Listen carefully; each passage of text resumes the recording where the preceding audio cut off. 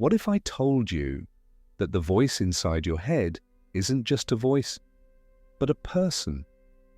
Someone who walks beside you every day, whispering doubts when you try to dream, replaying old memories when you just want to move on, and asking questions you don't even want to answer. Imagine this. You wake up in the morning, stretch your arms, check your phone, and there they are, overthinking, sitting right next to you, coffee in hand, smirking. "You sure you're okay?" they ask. And before you can even take your first sip, your mind's already running. What did they mean by that? Maybe I'm not okay. Maybe something's wrong. And that's how your day starts, not with peace, but with a quiet storm that no one else can see. If you've ever felt that invisible weight following you around, then hit that like button, because you're not alone in this. Let's talk about what it would really feel like if overthinking were a person following you everywhere. They'd probably walk a few steps behind you, never too far, never too close. Close enough to whisper, far enough to make you turn around and check if they're really there. You try to ignore them at first, pretending you don't hear that voice that says, "What if you mess this up? What if they don't like you?" But the silence after those words wouldn't feel like peace. It'd feel like waiting for the next hit. Because overthinking never stops talking. It doesn't scream, it just lingers, like a shadow that doesn't need sunlight to exist. You'd be at work, trying to focus, and there they'd be again, leaning over your shoulder. Did you say the wrong thing in that meeting? Maybe they thought you were stupid? You'd laugh it off, maybe make a little joke to push it away. But the moment you stop laughing, they whisper again, "Why did you laugh? You're being weird." It's exhausting, right? Like arguing with someone who always wins. At night, when you finally lie down, hoping for silence, they sit at the edge of your bed. "Remember that embarrassing thing you did 3 years ago?" they'd ask. And suddenly you're wide awake, reliving moments you should have let go of. Overthinking doesn't care about time. It digs into your past, rewrites your present, and hijacks your future before it even happens. You start planning conversations that may never occur.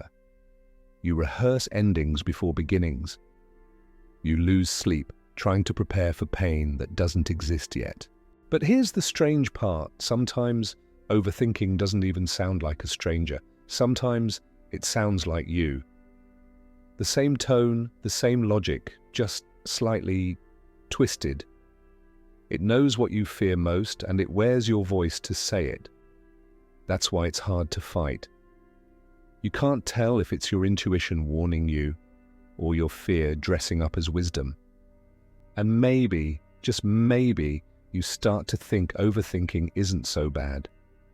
It keeps you alert, it helps you plan, it saves you from mistakes, right? You start believing this person walking beside you is your protector. But then you realize they never protect you from pain, they only protect you from peace. Because peace means letting go, and overthinking can't survive that. Picture this. You're at a dinner with friends, laughing, feeling good, then suddenly you hear it. Why are you laughing so loud? Are they judging you? Just like that, the joy drains out of the moment. You're not even in the room anymore. You're in your head, analyzing every expression, every pause. You start performing instead of living. You're there, but not really. And overthinking, your unwanted companion, smiles like it just won another round. But here's a thought. What if you turned around and looked them in the eye? What if you said, "I see you, I hear you, but I'm not following you anymore"?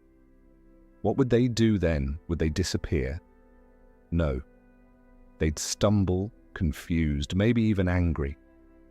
Because overthinking survives in silence, not confrontation.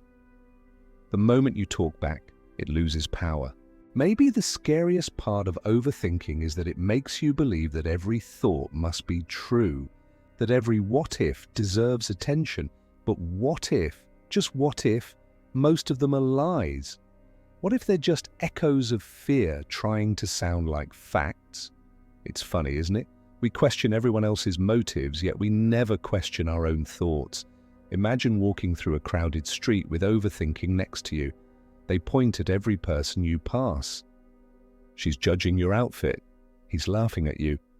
They think you're weird, and you keep walking faster and faster, trying to escape.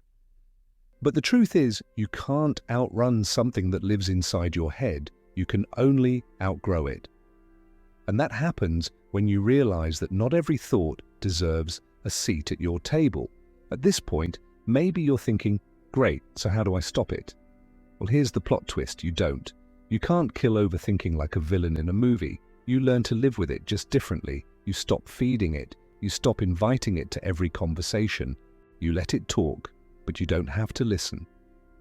Overthinking is like a person holding a megaphone. It's loud, but it's not the truth.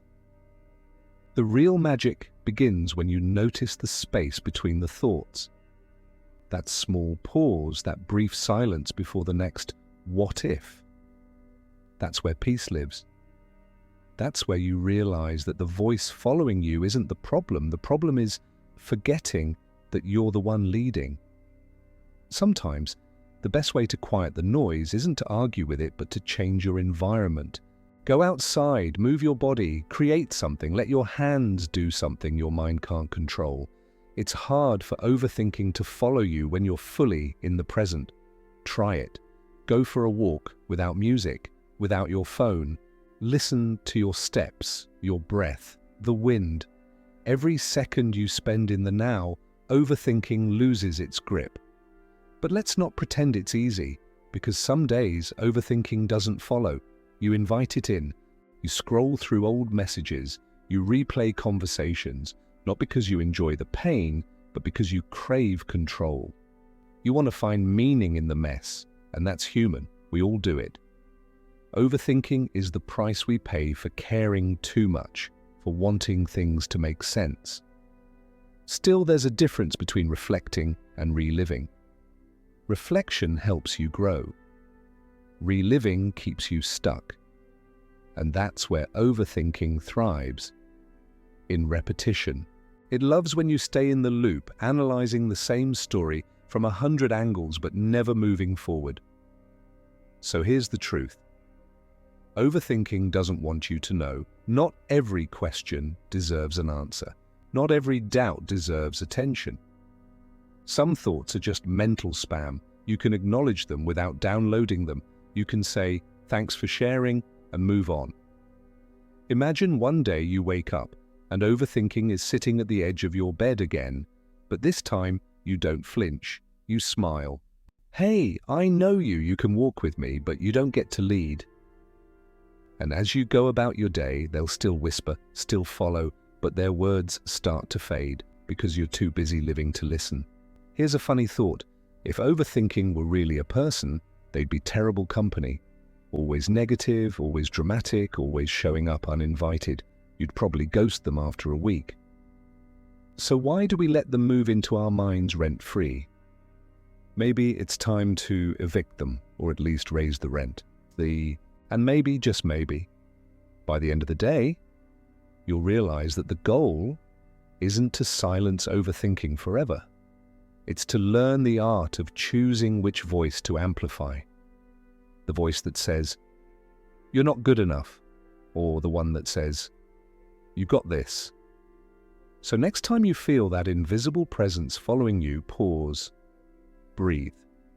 Remember who's in charge. Overthinking might walk beside you, but it doesn't define the road you take. And if you made it this far, maybe you're already stronger than that voice wants you to believe. So, like this video, if you've ever battled that invisible companion, and remember, awareness isn't the end of the journey. It's the beginning of freedom. Because at the end of the day, the person you need to follow isn't overthinking, it's yourself.